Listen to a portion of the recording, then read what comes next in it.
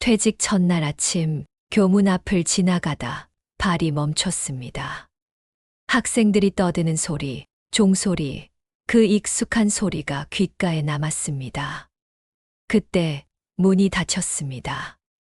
그 문이 닫히는 순간 이상하게도 내 안에서도 무언가 탁 하고 꺼졌습니다. 35년 동안 내 이름 앞에는 늘 선생님이 붙어 있었죠. 그 한 단어가 내 존재의 이유였습니다. 그런데 오늘은 그 말이 사라졌습니다. 이제 사람들은 나를 뭐라고 부를까요? 그냥 엄마, 할머니, 혹은 퇴직자. 집으로 돌아오자 딸에게서 전화가 왔습니다. 엄마, 이제 진짜 좀 쉬세요. 교사 생활 오래 하셨잖아요. 이젠 엄마 인생 사세요. 처음엔 고마웠어요. 근데 전화를 끊고 나니 이상하게 마음이 서늘했습니다. 쉬라는 말 뒤에 숨은 뜻이 들렸거든요. 이젠 엄마가 할 일은 없어. 커피를 마시며 혼잣말을 했습니다. 쉬라고 하면 기분이 좋아야 하는데 왜 이렇게 허전하지? 며칠 후 딸이 또 전화했습니다. 엄마, 이번엔 베이비시터 쓸게요. 엄마도 허리 아프시잖아요. 내가 아프긴 누가 아파. 나 아직 튼튼해. 그래도 엄마는 좀 쉬세요. 이제는 저희가 알아서 할게요. 그 말에 손에 들고 있던 젖병이 툭 떨어졌습니다. 순간 가슴이 철렁 내려앉았어요. 아, 이제 나는 없어도 되는 사람이구나. 몸은 멀쩡한데 마음이 주저앉았습니다. 나이를 먹는 건 몸이 느려지는 게 아니라 내가 있던 자리가 조금씩 사라지는 일입니다. 퇴직 후 첫 달은 나름대로 계획을 세웠습니다. 아침 7시 기상, 점심 12시 식사, 오후엔 산책. 하지만 아무리 시간을 채워도 그 시간 안엔 누군가의 필요가 없었습니다. 그날 점심 혼자 라면을 끓였습니다. 예전엔 2개 끓였는데 이제 반 개면 충분했습니다. 내 식욕이 줄었나? 아니면 기대가 줄었나? 혼잣말이 자꾸 길어졌습니다. 혼잣말이 길어지면 마음이 점점 조용해집니다. 근데 그 조용함이 꼭 평화롭지는 않아요. 좀 쓸쓸하고 텅 빈 소리 같았죠. 저녁 무렵 딸에게서 또 전화가 왔습니다. 엄마, 오늘은 늦을 것 같아요. 저녁은 챙겨 드세요. 그래. 일 끝나면 국 끓여서 가져갈게. 아, 오늘은 시켜 먹을게요. 엄마 힘드시잖아요. 그 순간 손에 들린 멸치 봉지가 공중에서 멈췄습니다. 힘들어서 하지 말라는 말이 아니라 이제 안 해도 된다는 말로 들렸습니다. 그래. 잘 먹어. 전화를 끊고 나니 방 안이 이상하게 커 보였습니다.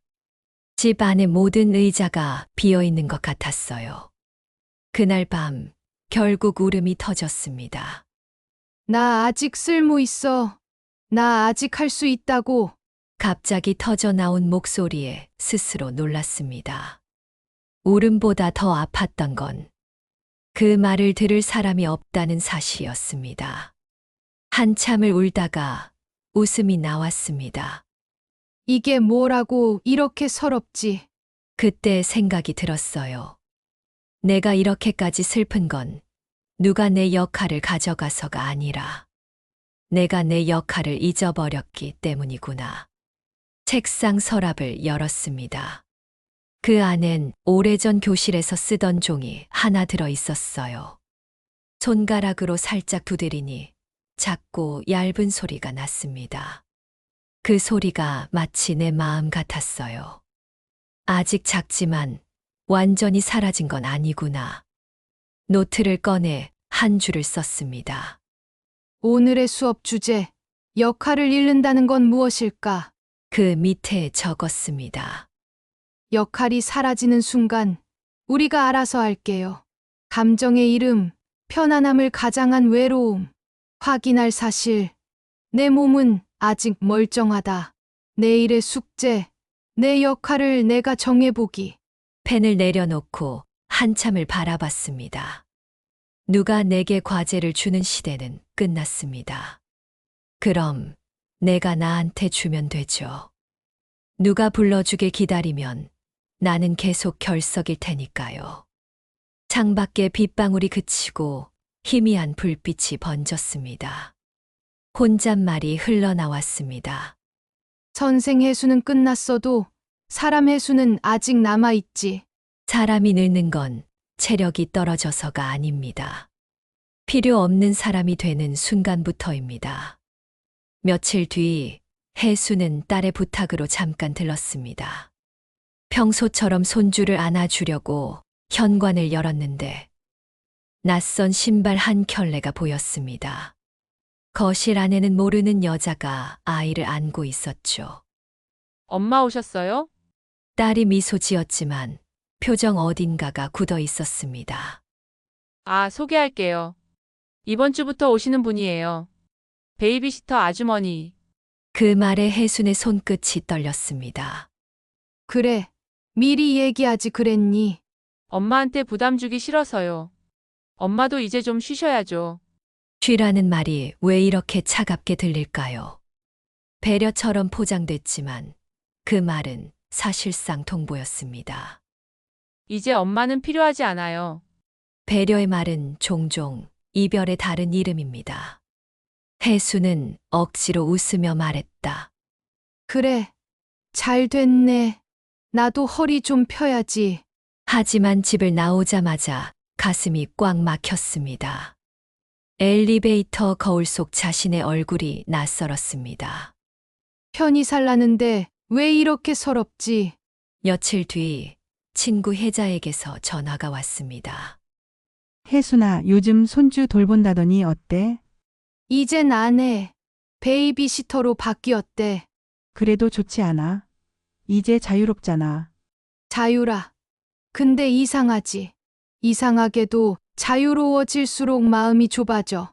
전화기를 끊고 나니 방 안이 조용했습니다. TV 소리만 희미하게 들렸습니다. 그 순간 눈물이 불쑥 올라왔습니다. 나 그렇게 쉬고 싶었던 건 아닌데 목이 메이면서도 말은 멈추지 않았습니다. 그냥 누군가가 날 필요로 했으면 좋겠는데 사람은 누구나 인정받지 않아도 견딜 수 있습니다. 하지만 필요하지 않다는 말은 마음의 심장을 건드립니다. 저녁이 되어 딸에게서 메시지가 왔습니다. 엄마, 오늘은 저희끼리 저녁 먹을게요. 엄마는 푹 쉬세요. 그 문장을 읽는 순간 해수는 휴대폰을 탁 덮었습니다. 쉬라는 말이 이제는 오지 마라로 들렸습니다. 냉장고에서 김치찌개를 꺼내 데웠습니다. 국물이 끓는 동안 아무 말도 하지 않았습니다. 숟가락 부딪히는 소리만 들렸습니다. 이게 내 하루의 대화구나. 그녀는 라디오를 켰습니다. DJ가 말했습니다. 오늘의 사연 은퇴 후 공허함에 대한 이야기입니다. 그 말이 들리는 순간 라디오를 껐습니다. 공허함이 뭔지 이제 안다. 사람이 아니라 자리가 사라지는 거야. 그날 밤 잠이 오지 않았습니다. 이불을 덮어도 머릿속이 시끄러웠습니다. 나는 아직 멀쩡한데 왜 아무도 나를 찾지 않을까? 갑자기 가슴이 뜨거워졌습니다. 그녀는 벌떡 일어나 속삭였습니다. 나 아직 할 수 있어. 나 아직 필요해. 그 말에 방 안 공기가 멈춘 듯 했습니다. 눈물이 터졌습니다. 근데 누가 들어주질 않잖아. 분노는 사람을 깨우지만 그 분노가 갈 곳을 잃으면 슬픔이 됩니다. 아침이 밝았습니다. 거울 앞에 서서 얼굴을 바라봤습니다. 주름이 많아졌고 눈가가 푹 꺼져 있었습니다. 그런데 이상하게도 그 얼굴이 조금은 편안해 보였습니다. 선생 해수는 사라졌고 엄마 해순도 필요 없고 그럼 나는 그냥 해순이네. 그래. 그냥 해순이면 어때? 그녀는 서랍을 열어 지난번에 적어둔 노트를 꺼냈습니다. 내일의 숙제, 내 역할을 내가 정해보기. 그 밑에 새로운 한 줄을 덧붙였습니다. 오늘의 생각, 내가 나를 필요로 하는 사람 되기. 필요한 사람이 되려 애쓸 필요는 없습니다. 그저 내가 나를 필요로 한다고 믿는 순간 역할은 다시 생겨납니다. 창밖에서는 봄비가 내리고 있었습니다. 해수는 커튼을 열며 작게 웃었습니다. 그래, 쉬라는 말. 이제는 그게 새로 시작하라는 뜻으로 들리네. 그녀는 잠시 창밖을 바라보다 속삭였습니다. 오늘은 정말 쉬자. 누구를 위해서가 아니라 나를 위해서. 사람이 완전히 외로워지는 순간은 누군가 떠났을 때가 아닙니다. 나 없이도 모든 게 잘 돌아갈 때입니다. 퇴직 후 해순의 하루는 조용했습니다. 아침에 일어나 우체통을 열면 광고지만 가득했습니다. 통신사 요금, 보험 권유, 배달 전단. 광고만 오는 세상에서 내 이름이 붙은 건 청구서뿐이네. 그 말을 하고 나니 웃음이 났습니다. 그 웃음이 금세 쓸쓸함으로 바뀌었습니다. 커피를 내리고 식탁에 앉았습니다.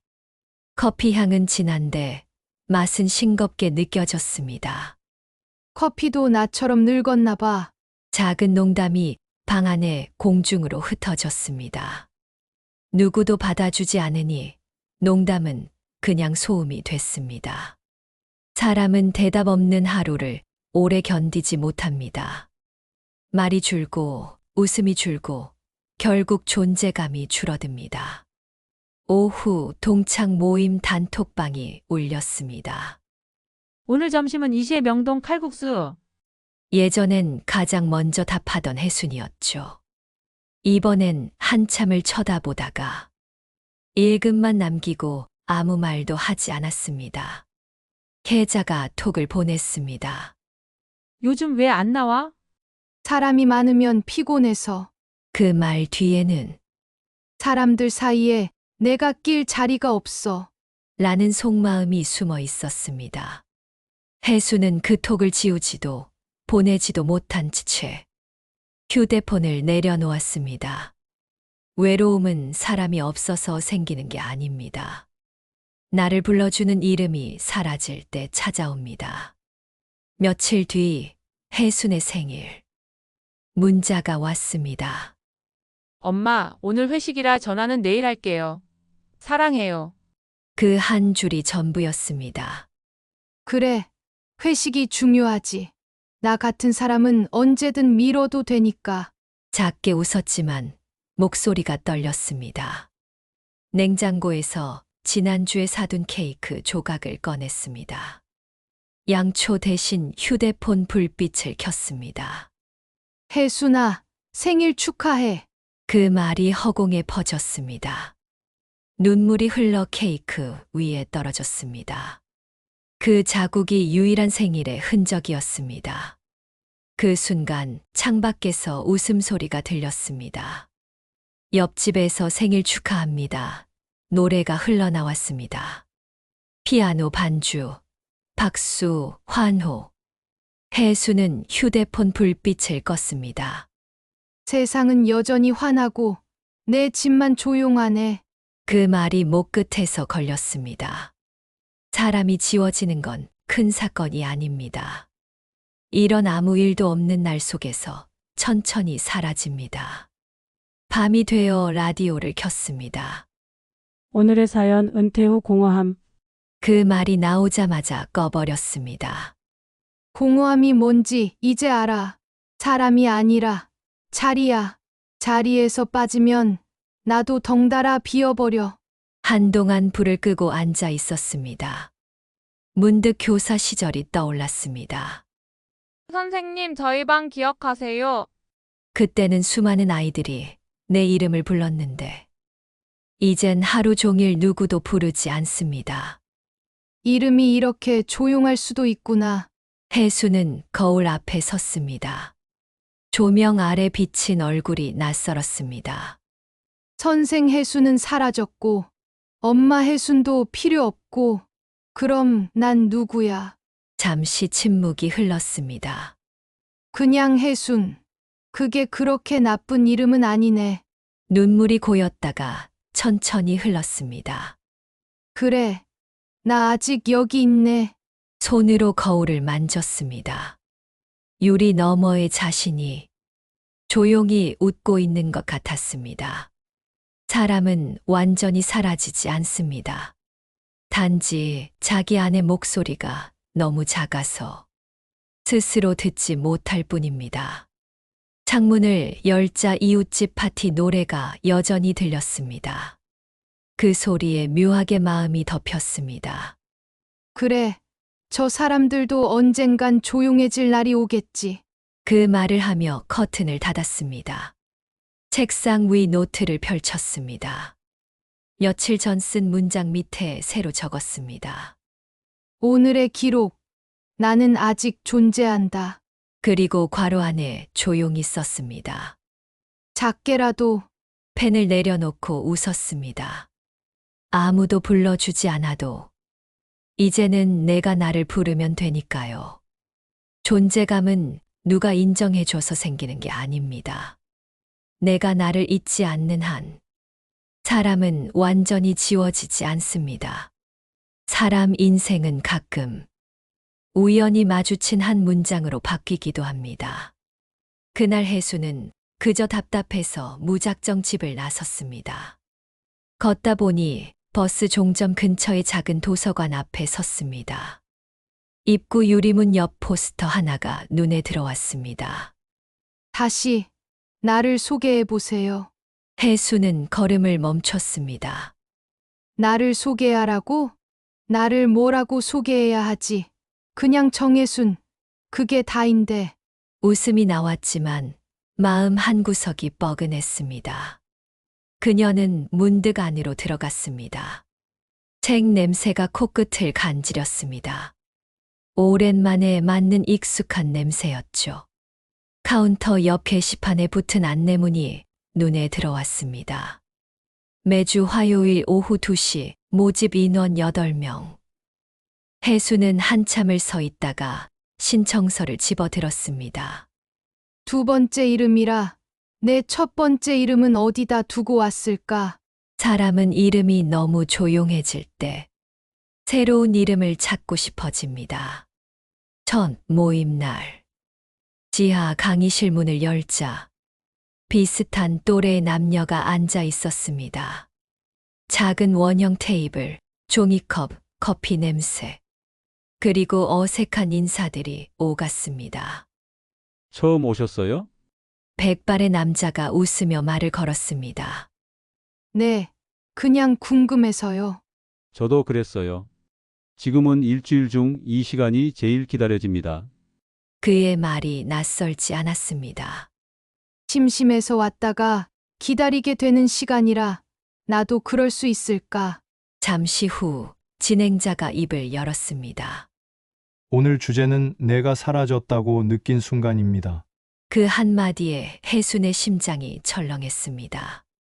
사라졌다고 느낀 순간이라 너무 많아서 어디서부터 써야 할까? 그녀는 노트를 펴고 펜을 들었습니다. 손이 조금 떨렸습니다. 그리고 천천히 써 내려갔습니다.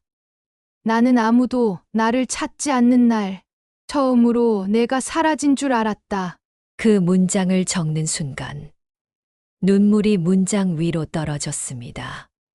잉크가 번졌지만 그대로 뒀습니다. 그래, 이건 지워지면 안 되지. 발표 시간이 다가왔습니다. 누구도 강요하지 않았지만 혜수는 조용히 손을 들었습니다. 짧게 썼어요. 읽는 동안 목이 자꾸 막혔습니다. 이게 내 얘기인데 왜 이렇게 낯설게 들리지? 마지막 문장을 읽을 때 목소리가 흔들렸습니다. 순간 옆자리에 앉은 여자가 고개를 끄덕였습니다. 선생님 글 제 얘기 같아요. 그 말 한마디에 혜순의 눈물이 다시 고였습니다. 선생님, 그 말 진짜 오랜만에 듣네요. 사람은 누구나 누군가의 공감 한마디로 다시 살아납니다. 그 한마디가 잃어버린 목소리를 깨웁니다.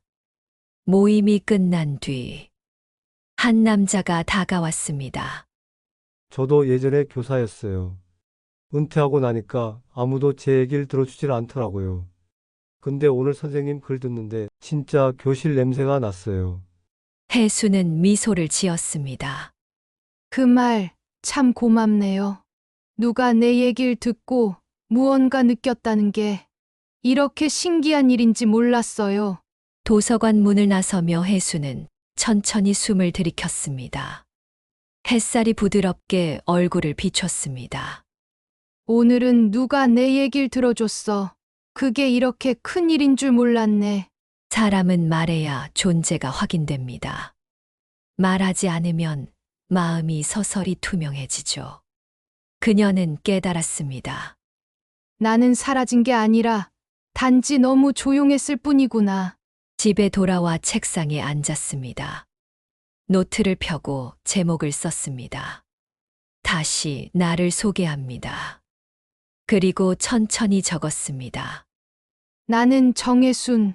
사람의 이야기를 좋아하고 마음을 배우는 중이다. 그 문장을 읽으며 혜수는 살짝 웃었습니다. 그래, 아직도 배우는 중이지.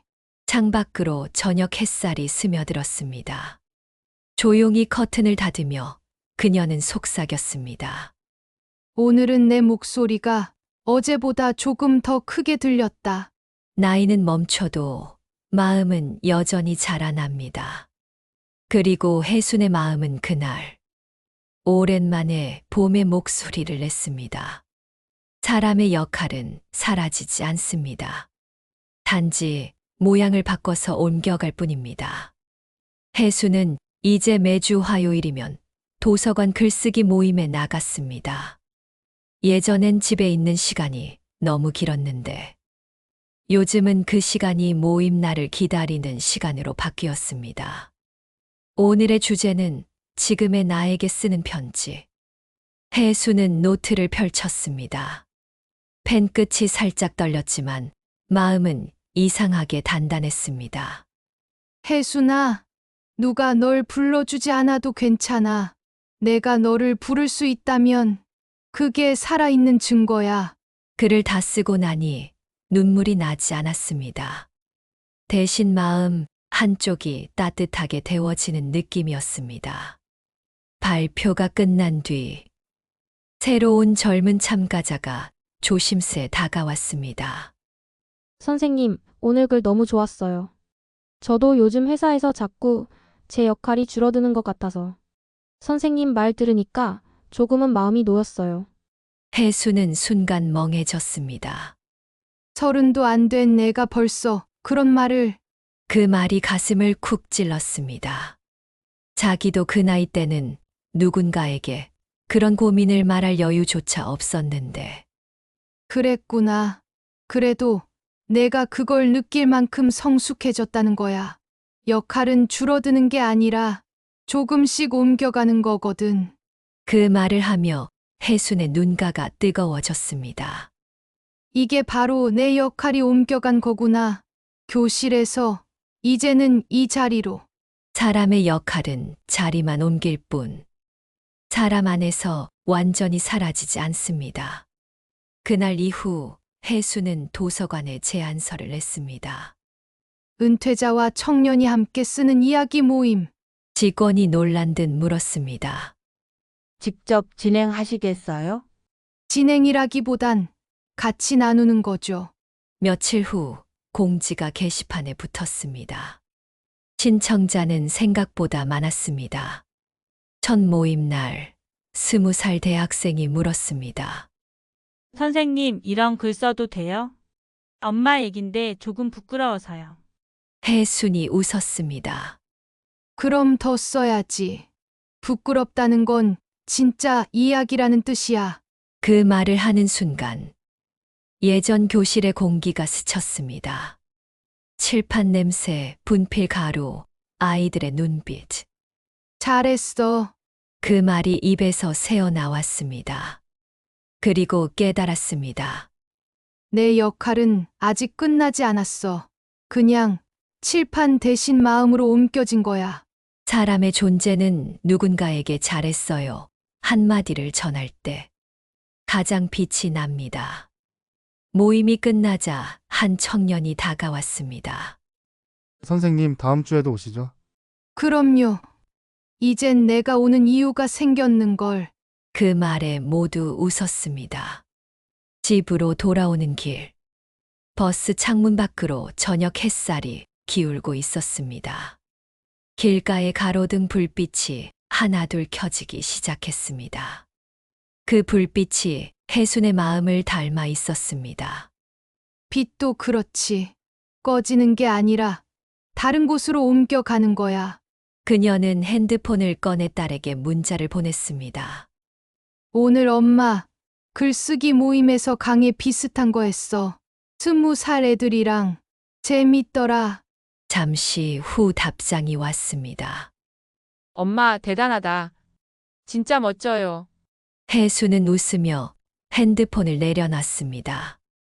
그 말이 꼭 예전 제자들의 감사합니다처럼 들렸습니다. 역할은 누가 정해주는 게 아닙니다. 내가 나에게 다시 맡기는 겁니다. 밤이 되어 혜수는 노트를 펼쳤습니다. 마지막 장에 이렇게 썼습니다. 사람은 역할이 사라지면 끝나는 줄 알았다. 그런데 이제 안다. 역할은 나이를 먹으면 더 깊은 곳으로 스며든다. 그녀는 펜을 내려놓고 조용히 스스로에게 속삭였습니다. 선생님, 오늘도 잘했어요. 그건 누가 한 말이 아니었습니다. 그녀 자신이 자신에게 건넨 인사였습니다. 창밖의 가로등이 부드럽게 번졌습니다. 그 빛이 오래된 교실 조명처럼 따뜻했습니다. 혜수는 미소 지었습니다. 그래, 난 여전히 선생이네. 이번엔 삶을 가르치는 선생으로. 역할은 사라지지 않습니다. 다만 그 빛이 다른 사람의 마음으로 옮겨갈 뿐입니다. 인생이 바뀌는 건 큰 사건 때문이 아닙니다. 하루를 대하는 마음이 달라질 때, 그때부터 조금씩 달라집니다. 요즘 혜순의 아침은 다릅니다. 눈을 뜨면 창문을 열고 햇살을 맞으며 말합니다. 오늘은 어떤 이야기가 나에게 올까? 예전엔 시간에 밀려 살았는데, 지금은 시간이 자신을 기다려주는 기분이었습니다. 그날도 도서관으로 향했습니다. 글쓰기 모임 친구들이 혜순쌤 하고 반겼습니다. 그 별명 하나가 그렇게 반가울 줄은 몰랐습니다. 선생은 이제 가르치는 사람이 아니라 마음을 듣는 사람이지. 그녀는 웃으며 말했다. 모임이 끝난 뒤 젊은 참가자 하나가 다가왔습니다. 선생님, 혹시 다음 달에도 계속 하시죠? 그럼 내가 할 수 있는 한은 계속하지. 진짜 다행이에요. 선생님 있으면 마음이 편해요. 그 말에 혜수는 살짝 고개를 끄덕였습니다. 이제 나를 필요로 하는 사람이 있구나. 그 생각이 가슴 한가운데를 따뜻하게 비췄습니다. 사람이 다시 젊어진다는 건 몸이 아니라 마음이 필요한 사람이 되는 순간입니다. 집으로 돌아오던 길, 버스 창문 밖으로 저녁 햇살이 흘렀습니다. 가로등 불빛이 하나둘 켜지며 거리를 물들였습니다. 혜수는 그 불빛을 바라보며 속삭였습니다. 빛도 그렇지. 꺼지는 게 아니라 다른 곳으로 옮겨가는 거야. 그녀는 집에 도착하자 휴대폰을 꺼냈습니다. 딸에게 메시지를 보냈죠. 오늘 엄마 글쓰기 모임에서 애들이랑 강의 비슷한 거 했어. 20살 애들이랑 재밌더라. 잠시 후 답장이 왔습니다. 엄마, 대단하다. 진짜 멋져요. 혜수는 화면을 바라보다가 눈시울을 훔쳤습니다. 예전엔 내가 딸을 가르쳤는데 이젠 딸이 나에게 살아가는 법을 가르쳐 주네. 그 말을 중얼거리는 목소리가 살짝 떨렸습니다. 세대가 이어진다는 건 가르침이 아니라 마음이 옮겨가는 일입니다. 그녀는 노트를 펼쳤습니다. 마지막 페이지에 이렇게 썼습니다. 젊은 날의 나는 가르치며 배웠고, 지금의 나는 배우며 가르친다. 역할이 바뀐 게 아니라 나는 그냥 다른 모양으로 계속 살아가는 중이다. 펜을 내려놓자 오래된 교실의 풍경이 떠올랐습니다. 칠판 위의 분필가루, 아이들의 웃음소리, 그리고 잘했어라고 말하던 자신. 그 목소리가 마음속에서 다시 들렸습니다. 선생님, 오늘도 잘했어요. 그건 누가 한 말이 아니었습니다. 혜순 자신이 자신에게 건넨 인사였습니다. 창밖으로 불빛이 부드럽게 퍼졌습니다. 그 빛이 도서관으로, 사람의 얼굴로, 그리고 다시 집 안으로 옮겨지는 듯 했습니다. 그래, 역할도 빛이네. 꺼지는 게 아니라 옮겨가는 거야. 잠시 뒤 휴대폰이 다시 울렸습니다. 딸에게서 온 메시지. 엄마, 나도 친구들이랑 글쓰기 모임 만들기로 했어요. 엄마가 시작한 거 우리도 이어갈게요. 혜수는 화면을 오래 바라보다 미소 지었습니다. 이게 바로 역할이 옮겨지는 순간이구나. 사람의 역할은 나이와 함께 사라지는 게 아닙니다. 그저 다른 사람의 마음으로 옮겨갈 뿐입니다. 그녀는 조용히 노트를 덮었습니다. 그리고 마지막으로 한 줄을 더 적었습니다. 나는 여전히 누군가의 선생이다. 다만 오늘은 나 자신을 가르친다. 그녀는 창문을 열며 중얼거렸습니다. 오늘도 배웠다. 그리고 또 살았다. 여러분은 어떠신가요? 혹시 잃어버린 내 역할을 다시 찾아가고 싶은 순간이 있으신가요? 오늘 혜순의 이야기처럼 우리 각자 마음속에도 여전히 옮겨가고 있는 역할이 있을지 모릅니다. 여러분의 생각을 댓글로 남겨주세요. 지금의 당신 역할은 어떤 모습인가요? 구독과 좋아요로 우리의 다음 이야기를 함께 만들어가요.